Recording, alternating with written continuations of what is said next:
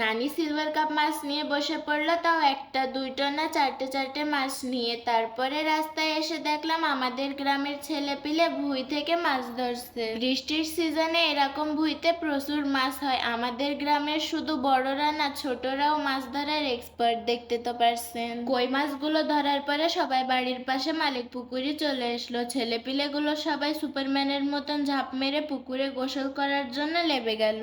এইদিকে কিছু ছেলেপিলে বান্দরের মতন ডিগবাজি মারছে পুকুরি। আর এইটা হলো আমাদের ভাইয়ার পুকুর। ভাইয়া বলছে পুকুরে এত বড় বড় মাছ রয়েছে। পুকুরের পাশে ভাইয়াদের মাঠে জমিও আছে, তাতে আবার ধানও লাগাইছে, আর একটা তাল গাছও রয়েছে। ভাইয়ার নানা চলে গেল জুমার নামাজ পড়ার জন্য। এদিকে মোরগ মুরগিগুলো একসাথে খাওয়া দাওয়া করছে। নানি সিলভার কাপ মাছের ঝোল করেছে। আমার পছন্দের মাথা নিয়ে আমি বসে পড়লাম খাতি। নানিরও মাছের মাথা পছন্দ বলে নানিও মাছের মাথা নিয়ে খাওয়া দাওয়া করে নিল।